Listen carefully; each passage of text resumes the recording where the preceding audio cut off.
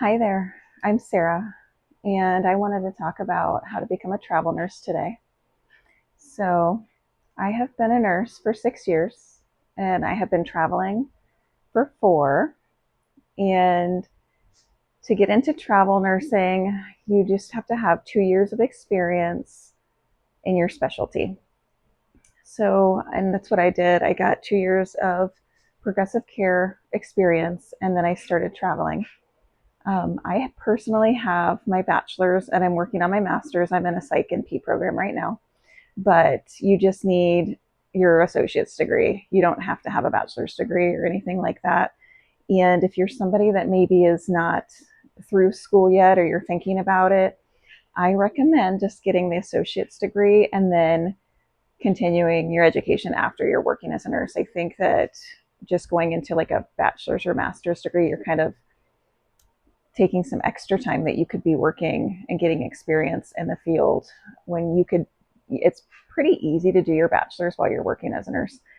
Even the master's, like everything's pretty much online and it's pretty easy to do both at the same time. And I recommend your 2 years of experience. If you can get like a level one trauma hospital or like a big university hospital, that would be the best place to get your staff experience. And I say this because if you want to take a contract at a level one trauma hospital, one of the biggest ones, or they want level one trauma experience. So, and sometimes they're even like picky about how old your experience is. Maybe you did level one trauma for a couple of years and you've been away from a hospital that big for years. Sometimes they're kind of picky about that. So, if you could, it would be ideal to get a level one trauma experience in your first 2 years. And then when you are ready to start traveling, when you decide this is what I want to do, you kind of have to decide what travel is going to look like to you. It's different for everyone. I am halfway across the country and I like to travel for great destinations. I love the West Coast. Lots of people have families or little ones or something, or you don't have the ability to be very far from home. So you might be somebody that wants to stay within your state and just travel to a different metro area in the same state. And there's nothing wrong with that, but you kind of have to decide what you're willing to do, how far you want to go, that kind of thing before you even start looking for jobs.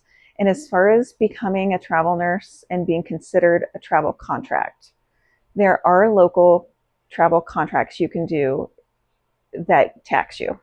But in order to be like a full on travel nurse contract with tax free stipends, you have to be duplicating expenses, meaning you have a house or an apartment somewhere and you're paying for a rental somewhere else. You cannot commute home back and forth. Like if you're that close, it's considered a local travel job and you're taxed on it.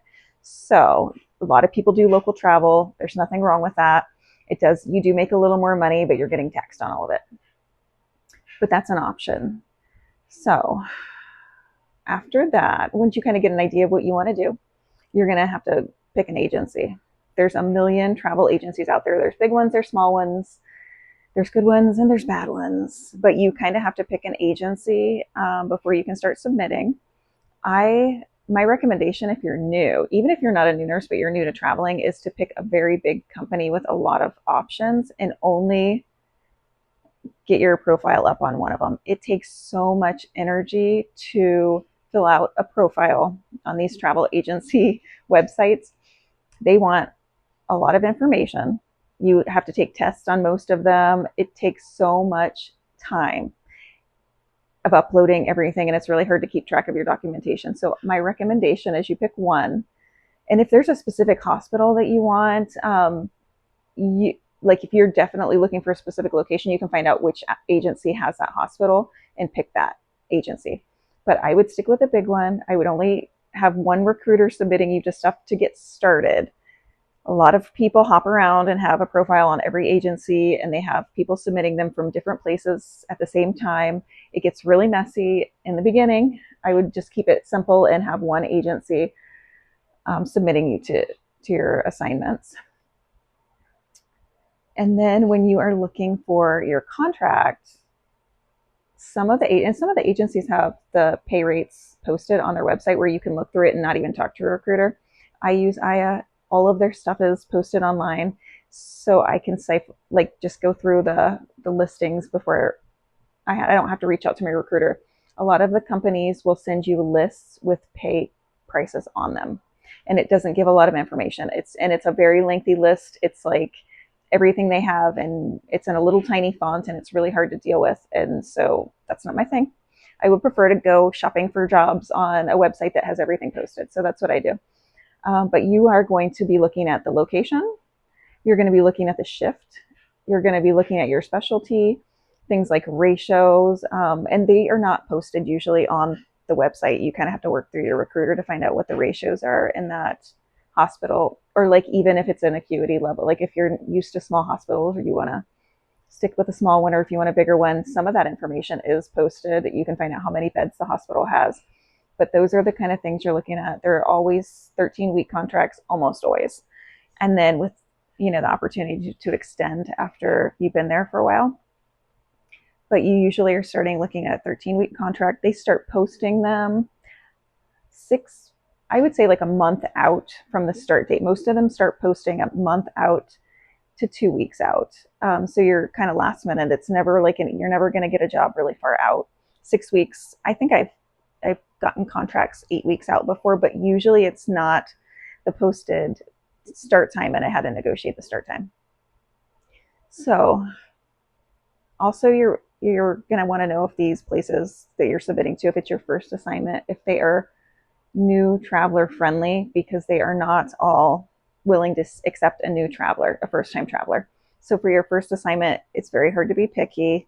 You kind of have to decide what your deal breakers are. If my deal breaker is always day shift, I will not work night shift. I will not do rotating shifts. I would work every weekend, but I will not do a night shift. So you have to look at your deal breakers. Some people just care about the money, and that is fine, but you're probably not going to get the shift you want or the location you want. So prioritize. Also, if you do get sucked into that game of like having multiple agencies and recruiters submitting you at the same time, the job offers come in at different frequencies. So some hospitals respond immediately, and some of them take a really long time to respond. So it has happened to me way too many times that I have signed a contract thinking I wasn't going to hear back from another job I submitted to that was maybe a higher on my list of wants, and it's too late because they just took too long. So, and some of them interview and some of them don't. Some of them are auto offers. But if you sign a contract, you cannot, and you get a better offer, you cannot back out of it, because you will be a do not rehire for the hospital. It's really hard to make up for that. And some people don't care about it. They think they're never going to go back, but it happens quite a bit that they will not hire you again if you back out of a contract once you've signed it. So once you have signed it, you have to ignore everything else that comes after that, kind of no matter what, unless you want to like tarnish your reputation with your recruiter and the agency and the hospital. So that's another thing, and it does happen quite a bit. I have had friends that do it, and they will make up excuses about a family death or whatever to try to like not be on a do not rehire list. I just would not mess with it. You can also put in requested time off when you are submitting to jobs as well, but sometimes they will pass you up and just take the next person that doesn't have any requested time off. So you kind of have to be careful with that too, and limit it to like if you really need the time off.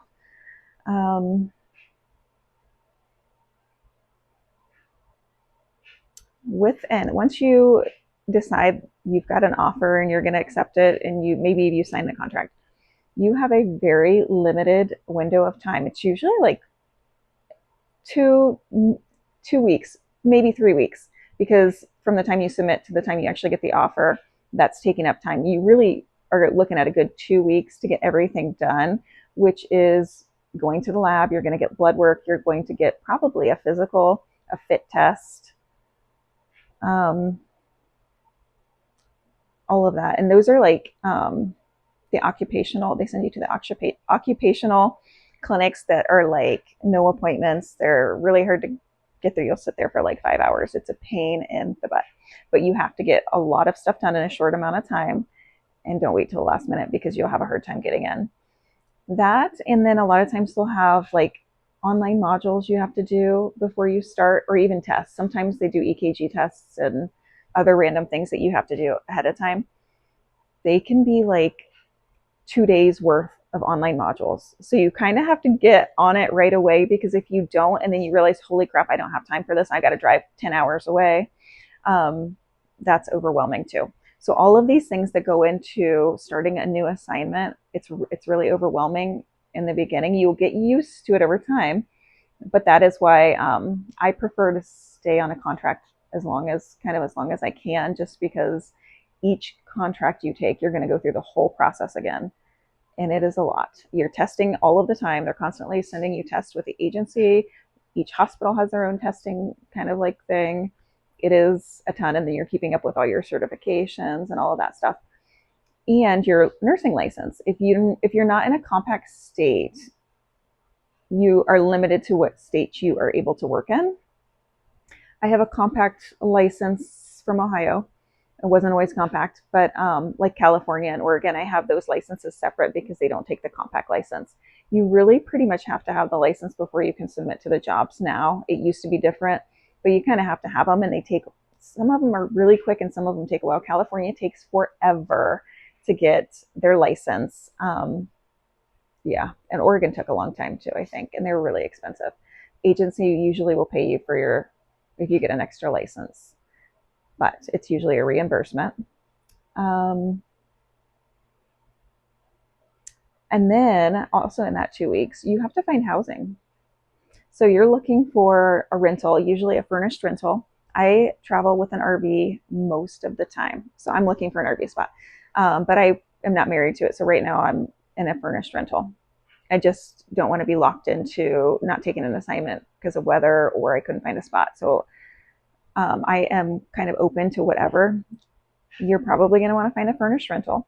It's not easy, depending on where the hospital is. If it's not in a kind of a bigger area, you're going to have less options for housing.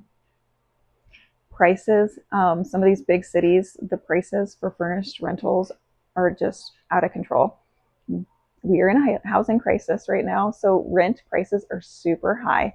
So that being said, there's a lot of ways to get around that, but you have a very small window of time to get set up with a house. And a lot of people will say, oh, get a hotel room for, a couple of days until you get into the area and decide whether or not you really like it, or which area is safe. You need more time to like get something, and you're living out of a suitcase kind of. So I would recommend getting like furnished finders or something. But that's a lot of pressure, and that's going to be the biggest problem. The biggest challenge to travel nursing is the housing. So all of these things that you have to do before you get there. Once you get all of that together, then you move into your furnished place, preferably a couple days ahead of time. Do a trial run to see how long it takes to get to the hospital, and make sure you're not going to get lost or be late or anything like that. And then you are ready to start.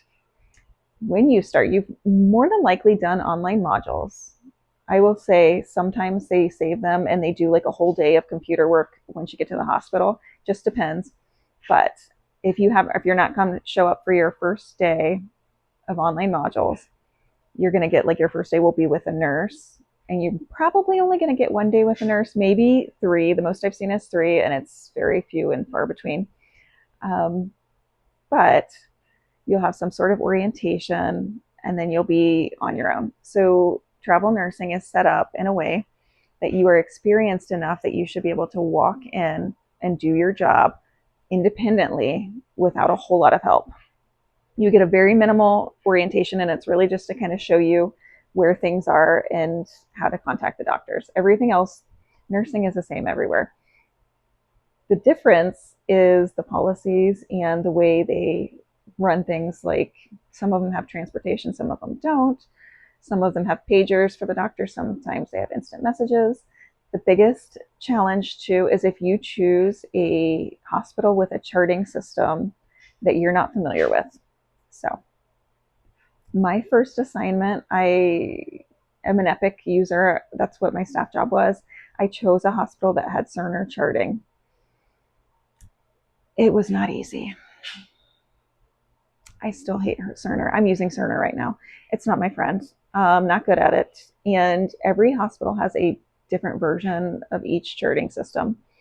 But if you think that that's going to be a challenge when you go all the way back to the looking for a contract part, you might be like filtering out with the charting system. If you feel like you're going to struggle to learn a new charting system and learn how to be a travel nurse all in one, one big swoop, you might just stick to hospitals that have the charting system that you were used to. And that will save you a ton of headache, because they will give you a little bit of a background. They will give you a little bit of orientation on the charting, but man, it can be really challenging, especially if you're taking a lot of patients and you're really struggling to just be new. It is really hard to be new all the time. You have to ask people where things are all the time. I mean, you don't even know where the bathrooms are half of the time. And you get floated a lot as a travel nurse. So you might have come in and done a day of orientation with a nurse once on Tower 3, and now you're in the other part of the hospital on your first day by yourself. And you don't know where the bathroom is. You don't know how to get to the cafeteria. You don't know where anything is. So that, on top of having a charting system you're not really familiar with, can be so much. So after I did Cerner, my first one with Cerner, I was like, I'm not doing Cerner again for a while. And I didn't, but I caved when I wanted to go to California, and the only option was Cerner.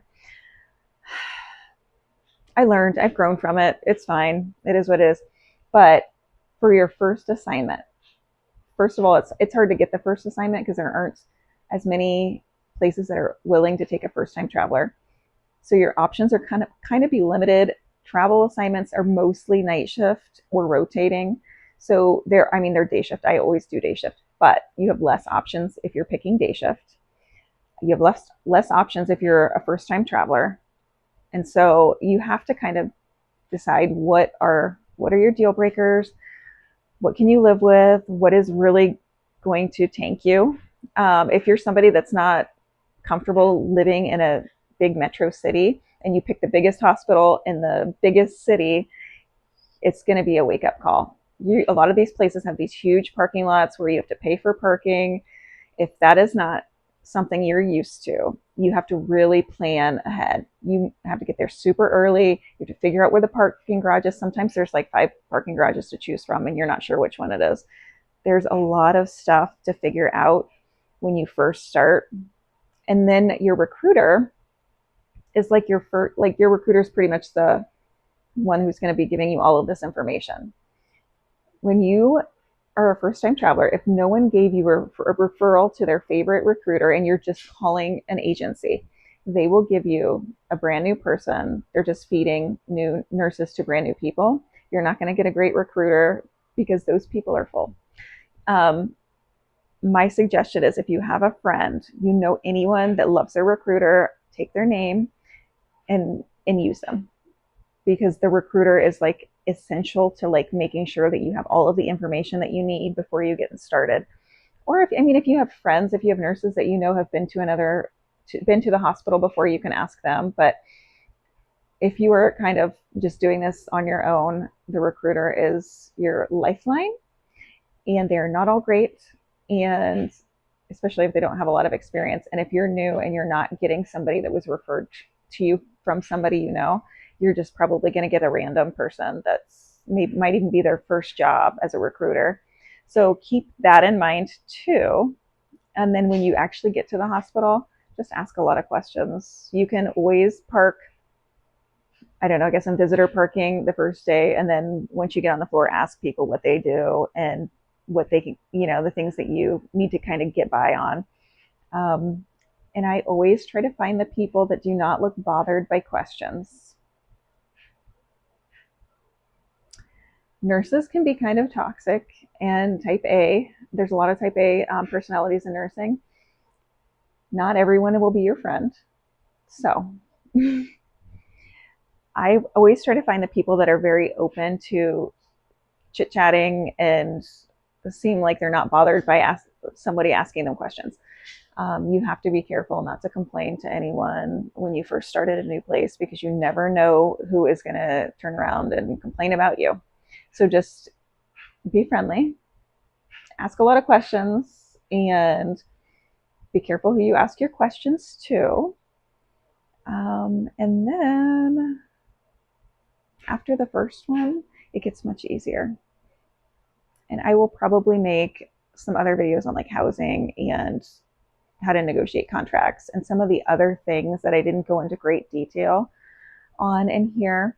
But your first assignment, you're just getting experience as a traveler, and I promise it gets better.